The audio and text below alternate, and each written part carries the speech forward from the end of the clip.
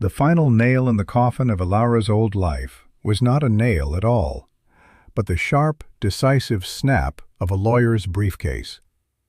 Mr. Graves, her husband's brother, stood beside the lawyer, his face a mask of solemn duty that failed to conceal the glint of triumph in his eyes. They were in the town meeting hall, the heart of Promise Creek, and the whole town had turned out to watch the widow be dispossessed.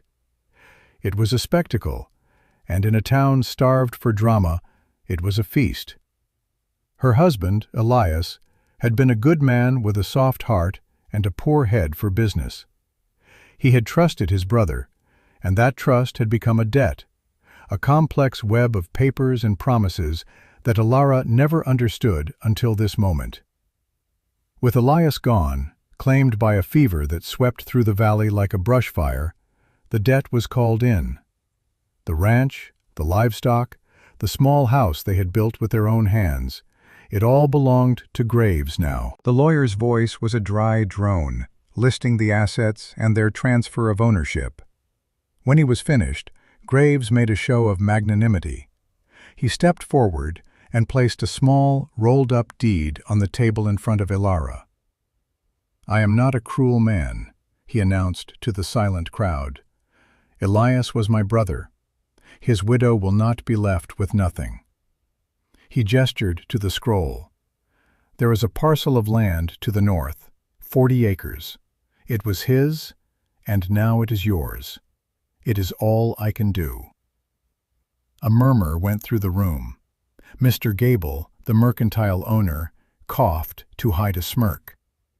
The northern parcel was a joke.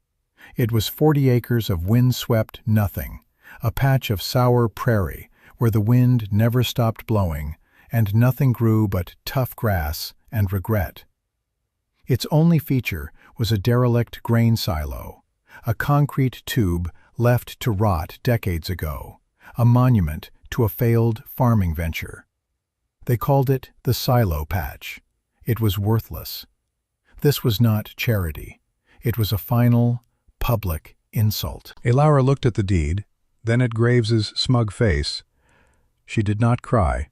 She did not beg. The town expected tears or hysterics, a woman's collapse. They received neither.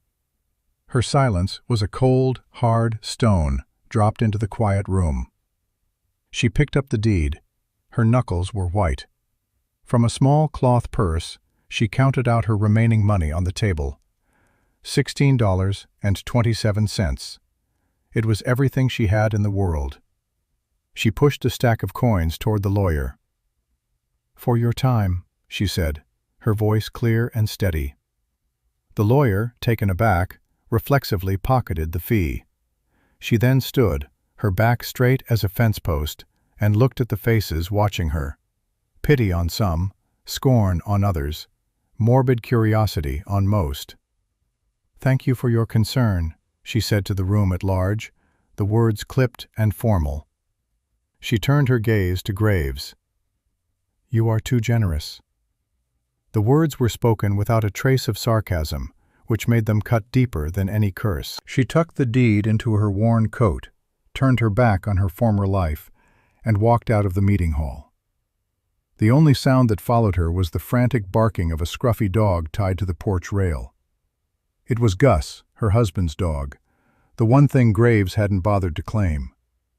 She did not go to the church for charity. She did not knock on the door of neighbors who had been friends a week ago. She walked directly to Gable's Mercantile. The whispers followed her down the street, a rustling wake of gossip.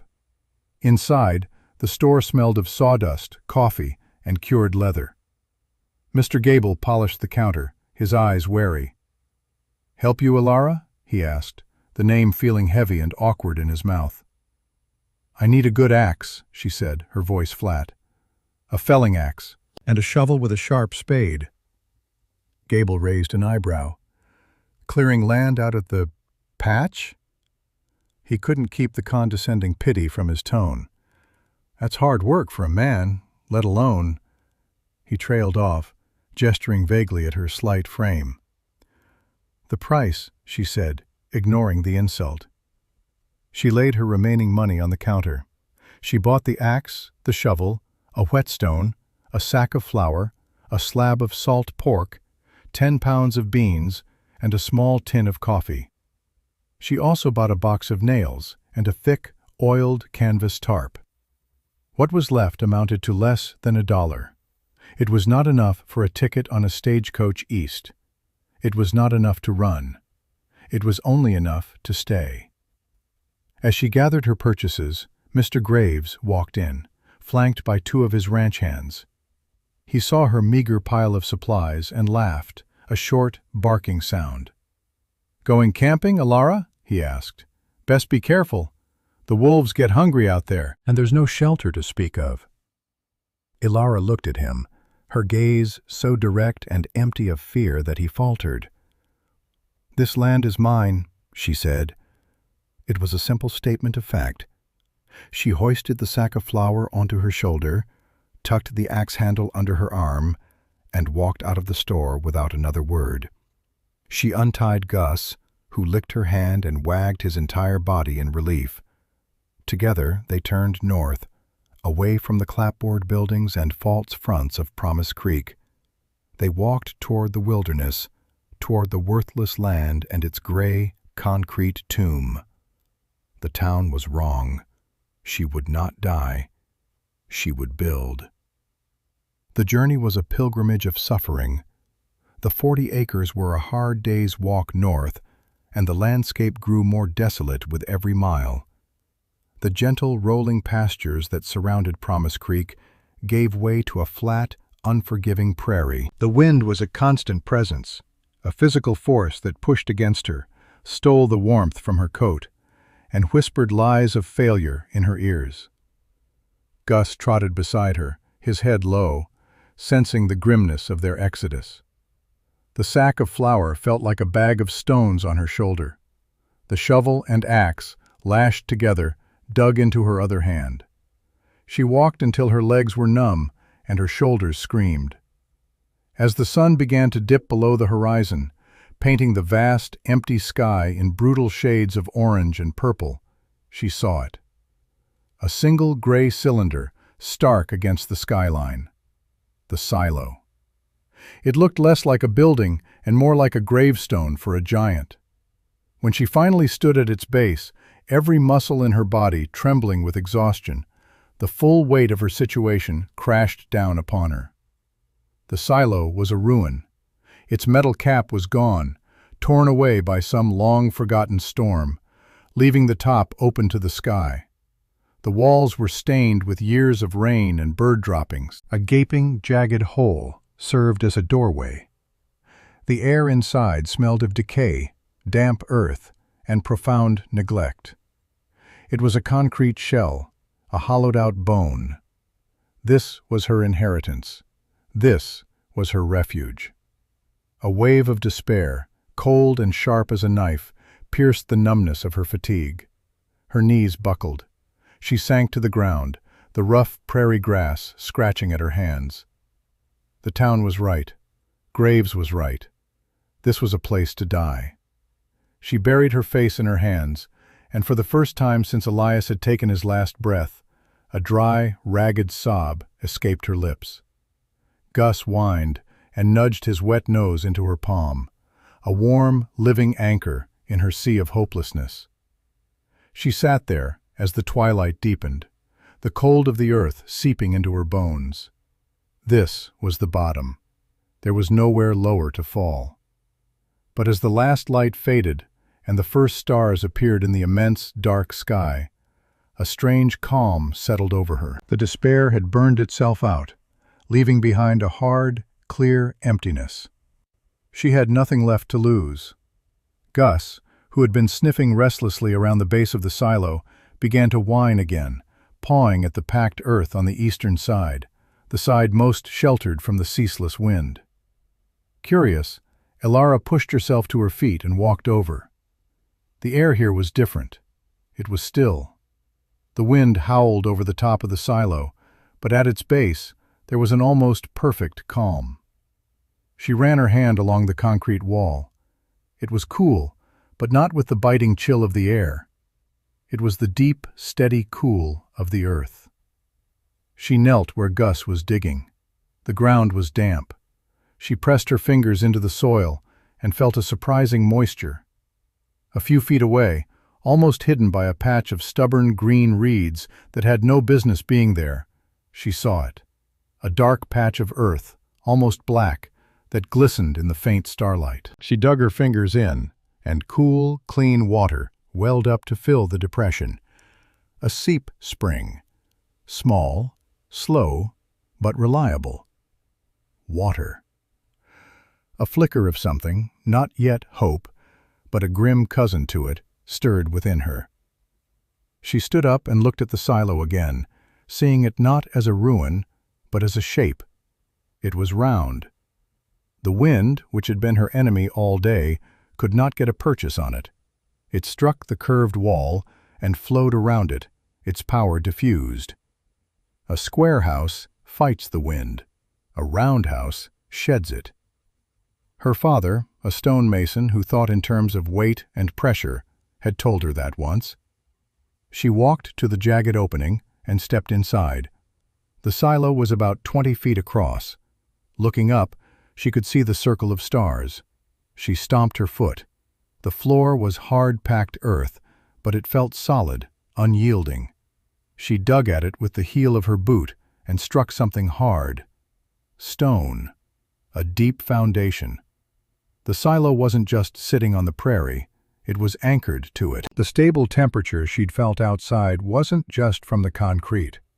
It came from the stone foundation, a conduit to the Earth's constant, deep-seated temperature, cooler in summer, warmer in winter.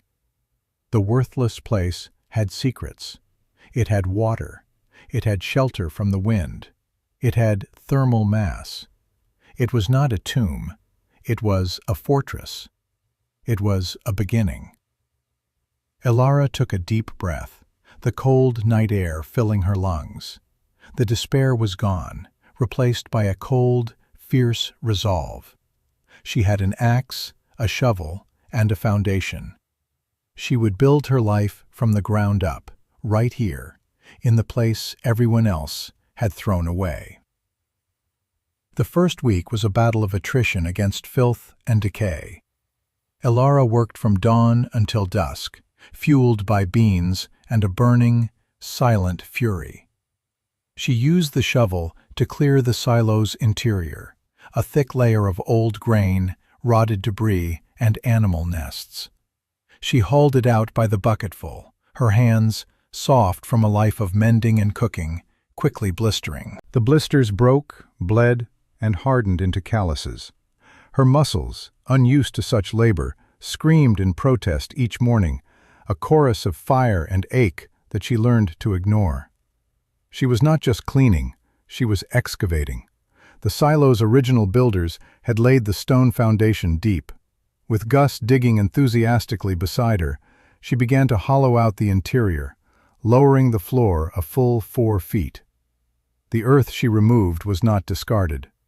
She hauled it outside and used it to build up a thick, sloping berm against the silo's base, adding insulation and further reinforcing the structure against the wind. During this excavation, she made another discovery. Beneath the topsoil was a thick, rich vein of gray clay. It was dense, heavy, and perfect. She remembered her father mixing clay with straw and sand to make mortar for his stone walls. This clay was a gift. It was binder, it was brick, it was the mortar that would hold her new life together. Her first major project was the heart of the home, a hearth. In the exact center of the silo, she dug a deep pit and began laying a foundation of the flattest stones she could find.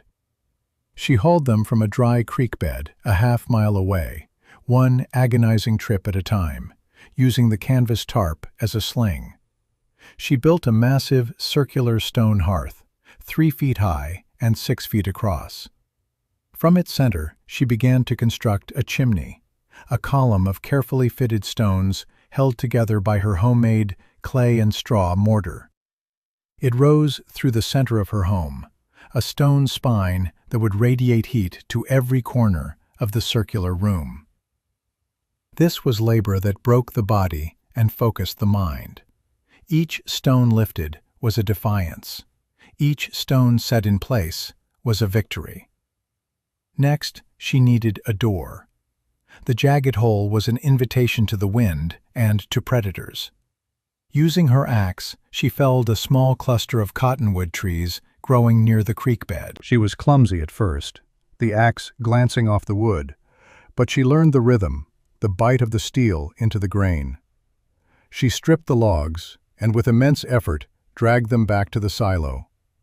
She hewed them into thick planks, her hands raw, her arms trembling with exhaustion. She built a door of 2 solid layers, cross-braced and heavy as a boulder.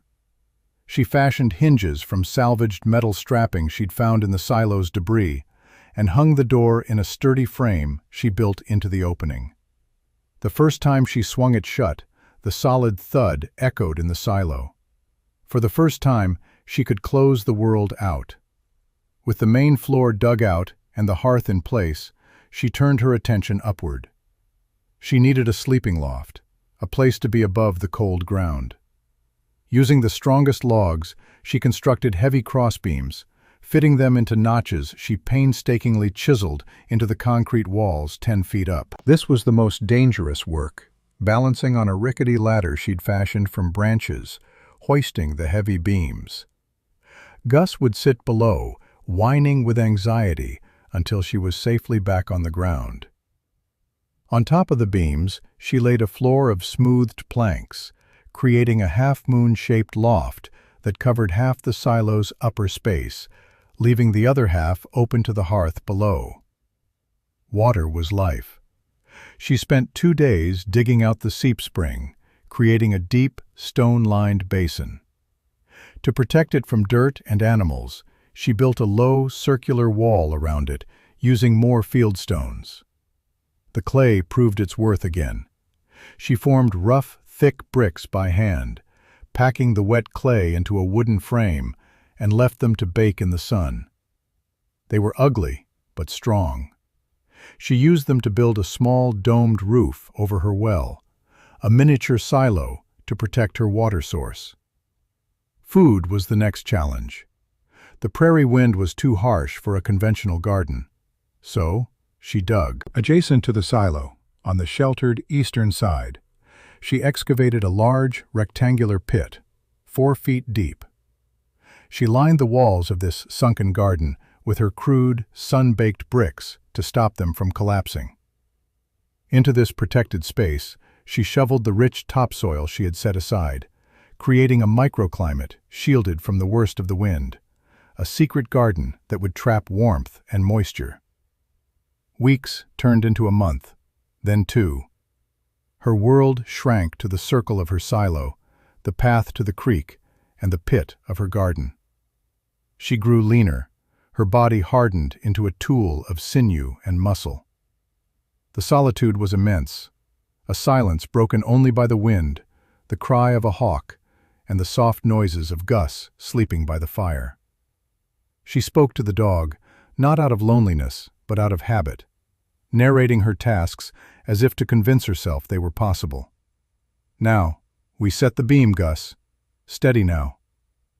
One crisp autumn morning, she decided it was time. She needed more than flour and beans to survive the coming winter. She needed a source of milk and eggs. She needed to return to Promise Creek. She spent a day firing a special batch of bricks, using a technique her father had described, building a small kiln and using a hot, fast fire to vitrify the clay. The resulting bricks were a deep red, hard as stone, and perfectly square. She loaded 24 of them onto a crude sled she'd built. They were her currency. Her arrival in Promise Creek caused a stir. Heads turned. People stopped and stared. The woman who had walked into the wilderness months ago had been slight and pale. This woman was browned by the sun, her hands calloused, her face thin but set with a formidable resolve. She looked harder. She looked dangerous. She walked with a purpose that made them uneasy. She went straight to the mercantile. Mr. Gable's jaw dropped when she slid one of her bricks onto his counter. He picked it up. It was heavy, perfectly formed. He tapped it with his knuckle. It rang like a bell. "Where did you get this?" he stammered. "I made it," Elara said. "I have more. I need a milking goat and 6 laying hens." Gable was a businessman. He recognized quality. He grumbled and protested, but he made the trade. As he was tying the goat's lead to a post, Mr. Graves strode up, his shadow falling over Elara. He looked at the goat, the chickens in their crate, and the woman who was meant to have failed. A look of disbelief, quickly replaced by contempt, crossed his face. "Playing farmer, Elara?" he sneered. "A goat won't last the winter in that ruin. And what will you build with those?" He kicked one of the bricks on her sled. "A house needs corners, everyone knows that. You're building a tomb, and you don't even have the sense to see it." Elara simply looked at him, her face unreadable. She secured the crate of chickens to her sled, took the goat's lead, and turned north again, leaving him standing in the dust of the street. The walk back was slower, encumbered by the animals, but her heart was lighter. She had faced them and had not flinched. She had bartered her own labor for the beginnings of a self-sustaining life. As she walked, the whispers of the town faded behind her, and the steady, clean sound of the wind rising to meet her felt like a welcome home. The town's mockery coalesced into a name. They started calling her Silo Sal, a dismissive, pitying moniker that was passed around the mercantile and the saloon. It was Gable who coined it after her visit. "Old Silo Sal came to town," he'd say, shaking his head. "Traded me some mud pies for a goat. That animal will be coyote food in a week." The name stuck, a convenient label for a woman who had dared to defy their expectations of a grieving widow. She was no longer Elara, the woman they had known. She was a piece of local folklore, a cautionary tale about pride and foolishness. Graves did his part to cement the legend. He rode out to her land once, in late autumn, on the pretext of checking his northern fence line. He found her constructing a low, sturdy lean-to against the sheltered side of the silo, a home for her new animals. The structure was built of sod bricks, cut from the prairie and reinforced with a timber frame. It was practical, insulated, and ugly. He reined in his horse and looked down at her work, a cruel smile playing on his lips. "That's a fine hovel for your goat, Sal," he called out. "Almost as sturdy as your own." He gestured at the silo. "I hear the wind sings you a lullaby at night. Does it sound like a funeral dirge?" He laughed at his own wit, a harsh, grating sound that the wind snatched away. Elara didn't look up from the block of sod she was trimming. She continued her work as if he wasn't there, her focus absolute. Her silence was more infuriating to him than any retort. He was a man used to being feared, or at least acknowledged. To be ignored by this woman, covered in mud and defiance, was an intolerable insult. He spurred his horse and rode off, shouting over his shoulder, "When the first blizzard hits, you'll come crawling back. We'll see who's laughing then." But the first blizzard was not her first test. Before the snows came, a prairie fire, sparked by lightning miles to the south, swept across the plains. From the top of her silo, which she could now access via a sturdy interior ladder, she watched the orange glow on the horizon grow into a terrifying, rolling wall of flame. Panic seized her for a moment, cold and sharp. But then she looked at what she had built. The silo was concrete and stone. The ground around it was bare earth, cleared for 100 feet in every direction. Her sunken garden was a fire break. Her well was protected by stone. She brought the animals inside the silo, barricaded the door, and waited. The fire came, a roaring monster that consumed the dry grass. It split around her clearing like a river around a stone, and passed her by. The next morning, the world was a sea of black ash, but her small island of survival remained untouched.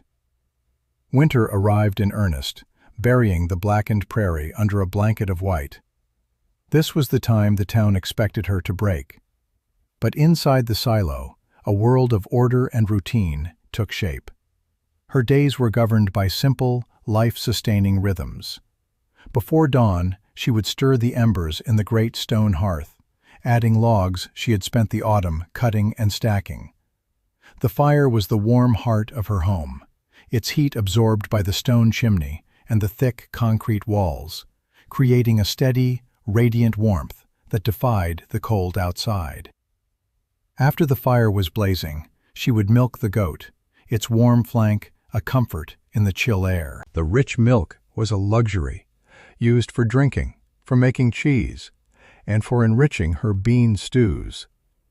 She would feed the chickens, their cheerful clucking a small, lively sound in the deep silence of winter. Their eggs were a daily miracle of protein.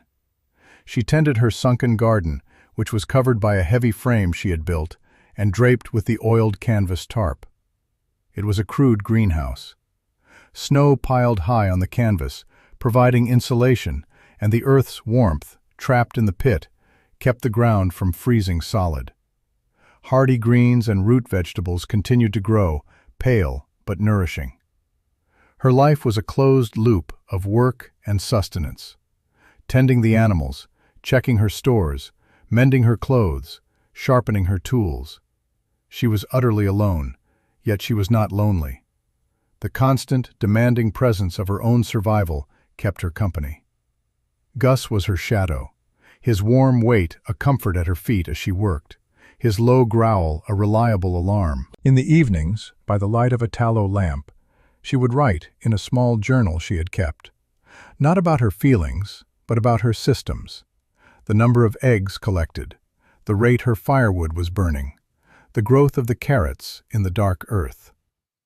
It was the logbook of a captain on a stationary ship, sailing through the long, dark night of winter. Her world had shrunk to the 20-foot circle of her home, but within that circle she was the absolute sovereign. She was not just surviving, she was presiding.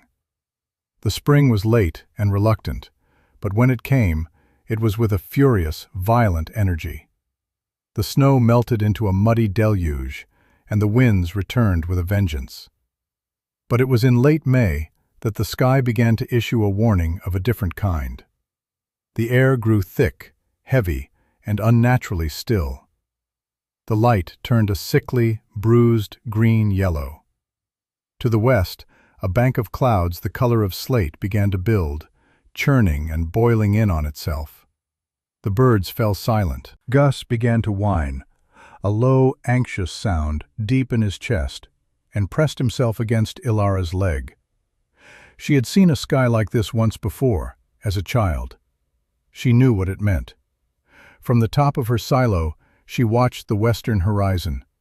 The cloud bank grew, swallowing the light, and from its base, a small, dark funnel descended. It seemed delicate at first, a wisp of smoke dancing against the lurid sky. Then it touched the ground, and in an instant it transformed. It swelled into a monstrous, churning column of dirt and debris, a mile wide and filled with a terrible, dark power. It did not move like a storm. It moved like a predator, scouring the earth as it came.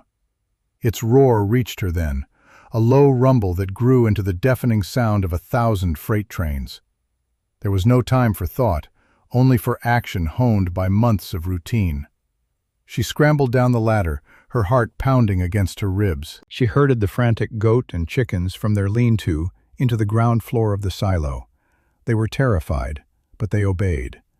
She checked the heavy bar on her door, sliding the thick wooden beam into its stone brackets. She slammed the wooden shutters over the few small windows she had cut high in the walls and barred them from the inside. She and Gus retreated to the center of the room, near the cold hearth, as the world outside went dark. The tornado hit not with a bang, but with a deafening, grinding scream. The silo, which had stood silent against the wind for months, began to vibrate, a deep hum that resonated through the stone foundation and up into her bones. The air pressure dropped so suddenly it made her ears pop. Dust rained down from the open top of the structure. Outside, the roar was absolute, a physical presence that seemed to warp the very air. She could hear the shriek of debris striking the concrete walls, impacts like cannonballs that made the whole structure shudder. A large object, perhaps a tree or a piece of a house, struck the silo with a deafening crash that sent a spiderweb of cracks across one of the upper walls, but the thick concrete held. Ilara huddled on the floor, her arms wrapped around Gus, who trembled violently against her. She squeezed her eyes shut, not in fear, but in concentration, focusing on the feeling of the solid stone floor beneath her. This was the test. Her life's work, her defiance, her fortress, it was all being weighed in the balance against the pure, mindless violence of the storm. The circular walls did their work. The wind, unable to find a flat surface to push, to lift, to tear, shrieked around and over them.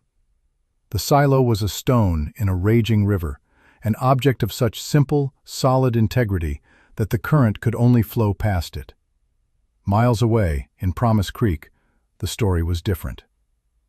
The town was built of squares and right angles, of flat roofs and proud porches, a geometry of human pride, perfect for the storm to dismantle. The wind caught the eaves of Mr. Gable's mercantile and peeled the roof off like a tin can lid. The church steeple, the town's proudest landmark, snapped and cartwheeled into the street. Houses built of wood and nails were lifted from their foundations and splintered into nothing. Mr. Graves's large, handsome ranch house, with its many corners and broad, inviting verandas, stood directly in the tornado's path. It resisted for a moment, and then it simply exploded, its pieces flung for miles across the devastated prairie. The community's confidence, their belief in the right way to build and the right way to live, was being shredded and scattered along with the wreckage of their homes. The roaring lasted for what felt like an eternity, and then, as suddenly as it began, it was over. The terrible grinding faded, replaced by the gentler sounds of wind and heavy rain. A profound, echoing silence settled over the land. Inside the silo, Ilara waited, her body still humming with the vibration. She was still there. The fire was out. The animals were terrified, but the walls stood. The roof was gone, as it always had been, but the structure was sound. Her systems had held. She had built a thing that could endure. After the roaring stopped, the world was unnervingly quiet, a silence punctuated only by the drumming of rain on the prairie and the slow drip of water finding its way down the inside of the silo walls. Ilara stayed huddled on the floor for a long time, her heart gradually slowing its frantic rhythm. Gus finally stopped trembling and licked her face, a gesture of reassurance. She pushed herself to her feet, her legs unsteady, and unbarred one of the high window shutters. She peered out into a world that was no longer recognizable. The sky was a uniform gray, weeping a cold, steady rain. The landscape was a ruin. The prairie grass was gone, scoured away to bare, muddy earth. The horizon, once a clean line, was now a jagged mess of splintered trees and unrecognizable debris. Of Promise Creek, there was no sign. It had simply vanished. Her own small world, however, was damaged but intact. The lean-to for the animals was gone, torn to splinters, but the silo itself stood firm. Her sunken garden was flooded, but the brick walls held. The stone dome over her well was untouched. She was surveying the devastation when she heard it. A sound, faint at first, almost lost in the rain. A frantic scratching, accompanied by a weak, desperate cry. It was coming from her door. Gus heard it too, and let out a single, sharp bark. Not of aggression, but of alarm. Ilara's hand went to the heavy wooden bar. Her first thought was of a predator, a disoriented wolf or coyote. But the cry was human. She drew the bar back. The heavy door swung inward with a groan. A figure stumbled and fell across her threshold, collapsing onto the earthen floor. It was a woman, her clothes ripped to shreds, her face and arms covered in a lattice of cuts and bruises. Her hair was matted with mud and blood. In her arms, she clutched a small, whimpering bundle, a child, no older than 5 or 6. Ilara knelt down. The woman looked up, her eyes wide with shock and terror. It was Martha Graves, her brother-in-law's wife. "Please," she whispered, her voice a raw, broken thing. "Help us. It's all gone. Everything. The house. Just gone." She gestured weakly with her head to the boy in her arms. "Thomas. His arm. I think it's broken." For a single, frozen moment, Ilara saw not a desperate mother, but the wife of the man who had humiliated her, who had cast her out, who had mocked her every effort. The memory of his sneering face, the sting of the name Silo Sal, rose in her mind, hot and bitter. Her stores were carefully rationed. Her small shelter was now a refuge. Helping them would come at a cost to her own hard-won security. But the moment passed as quickly as it came. She looked at the shivering, terrified child, his face pale with pain. She looked at Martha's bleeding hands and vacant, shell-shocked eyes. This was not about Graves. This was not about revenge or vindication. This was about a child in pain and a mother in despair. It was about the simple, undeniable fact of human suffering on her doorstep. Her choice was not a choice at all. "Bring him inside," Ilara said, her voice calm and steady. She helped Martha to her feet and guided her toward the hearth. "There is water. Let me see his arm." She moved with practiced efficiency. She stoked the embers of the fire, adding kindling until a small flame flickered to life, pushing back the damp chill. She fetched clean water from a barrel and tore strips from a clean flour sack for bandages. She gently examined the boy's arm. It was twisted at an unnatural angle, clearly broken. Using 2 smooth pieces of plank from her woodpile and more cloth strips, she fashioned a crude but effective splint, immobilizing the limb. She washed the cuts on Martha's face and hands. She did it all with a quiet competence that was both comforting and astonishing. She was not acting out of charity, she was acting out of capability. She could help, and so she did. Martha Graves watched her, her dazed mind struggling to reconcile the scene. She was inside the ruin, the place her husband had called a tomb. But it was not a tomb. It was warm. The stone hearth radiated a gentle, life-giving heat. The air smelled of wood smoke and earth and animals. Along one wall, neat shelves were packed with jars of preserved vegetables, sacks of beans, and dried herbs. A ladder led to a sleeping loft where blankets were neatly folded. In the corner, a goat and a half-dozen chickens shifted calmly, their presence a sign of impossible normalcy. She saw the sunken garden through the open door, a protected patch of green in a world of brown mud. This wasn't a hovel.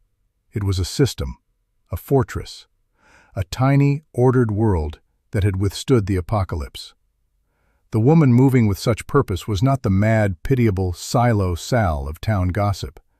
She was a builder, a survivor, an architect of life. The shock of it was almost as profound as the shock of losing her home. They had all been so certain, so smug in their knowledge of how the world worked, and they had been so completely, devastatingly wrong.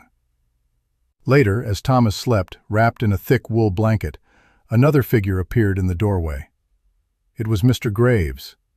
He was a wreck of a man, his fine clothes torn, a bloody gash on his forehead. He leaned against the doorframe, his body sagging with exhaustion and defeat. He had followed their tracks through the mud. His eyes scanned the interior of the silo, taking in the same scene that had stunned his wife. He saw his son, sleeping safely by a warm fire. He saw his wife, bandaged and cared for. He looked at the curved walls, the massive stone chimney, the organized stores. He looked at the wreckage of his own world, visible through the door, the splintered remains of his grand, cornered house. And then he looked at Alara. The arrogance was gone from his face, stripped away by the storm. All that was left was a raw, gaping shame. He stumbled forward, his legs giving way. He caught himself on a support beam. "We were wrong," he said, his voice thick with emotion. The words came out choked and difficult. "I called you a fool. My God." He shook his head, a gesture of profound disbelief at his own blindness. We were the fools. This was the moment of her triumph, the vindication she had earned through sweat and blisters and lonely nights. She could have met his confession with a cold silence. She could have reminded him of his mockery. She could have listed every insult, every condescending word. But Alara did none of those things. Her victory was not in his defeat, but in her own survival, in the simple fact that she had a home to offer when his was gone. She dipped a ladle into her water barrel and held it out to him. "There is stew," she said, her voice even and calm. "Eat. Sit by the fire." It was not forgiveness. It was not pity. It was something more profound. It was grace. An offer of warmth and sustenance, given freely, without condition. It was the final, undeniable proof that she had built more than just a shelter. She had built a character strong enough to withstand any storm. In the days that followed the great tornado, Alara's silo became the heart of a shattered world. It was the only structure left standing for 10 miles in any direction. Survivors from the wreckage of Promise Creek, drawn by the impossible sight of a standing building and the thin wisp of smoke from its chimney, began to arrive. They were dazed, injured, and stripped of everything.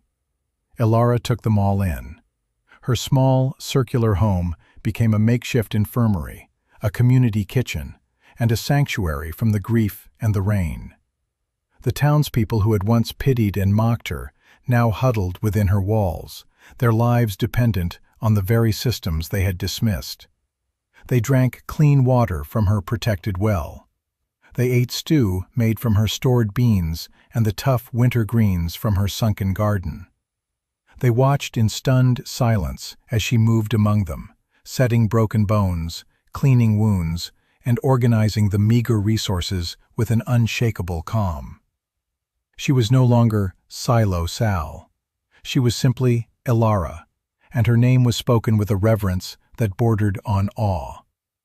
Mr. Graves, humbled to his core, became her unspoken deputy. He who had once commanded dozens of ranch hands now took his orders from the quiet woman he had wronged. He organized work parties to search for survivors, to salvage what little they could from the ruins, and to dig graves for the dead. He worked alongside the others, his hands growing calloused, his pride burned away to reveal a stronger, better man beneath. The derisive nickname he had so enjoyed was never spoken again. When the immediate crisis passed and the long, arduous task of rebuilding began, the people did not look to the old ways. They looked to the silo. They came to Alara not for charity, but for knowledge. They asked about the clay for her bricks, about the design of her hearth, about the genius of a round wall against the wind. She shared everything she knew, freely and without judgment. Her father's lessons in stonework, her own hard-won experience with the land, it all became the foundation for the new Promise Creek. The town was not rebuilt as it was. The new houses were built lower to the ground, with deep stone foundations and reinforced walls. Some even incorporated curved walls, their builders having learned the hard lesson that it is wiser to yield to the wind than to fight it. Sunken gardens became a common feature, a practical nod to the woman who had grown food where they said nothing could grow. The story of the silo and the woman who built it spread across the territory, carried by travelers and merchants. It became a new kind of folklore, not a cautionary tale, but a lesson in resilience, ingenuity, and the quiet strength of those the world discards. Ilara never left the silo. It was more than a home. It was a part of her. She expanded her systems, built a larger barn for her growing flock of goats and chickens, and cultivated a field of grains in the now fertile, ash-rich soil. She bartered her bricks and surplus food for things she could not make herself, becoming a quiet, essential hub of the new community. She never married again, finding a deep and abiding peace in her solitude and self-reliance. She remained a woman apart, not out of bitterness, but because she had built a world for herself that was so complete it needed nothing else. Years later, as an old woman with hands as tough as leather and eyes that held the wisdom of the prairie sky, she would sometimes climb the ladder to the top of her silo. She would watch the sun set over the rebuilt town of Promise Creek, a community that had learned humility from the wind and strength from a woman they once called a fool. She had been stripped of everything, left with nothing but a worthless deed and a future that seemed as empty as the concrete shell she inherited. But in that emptiness, she had found a foundation. Upon that foundation, she had built not just a shelter, but a legacy, a quiet, unshakable testament to the enduring power of a single, determined human spirit to create a life of substance and meaning from the things that others have thrown away.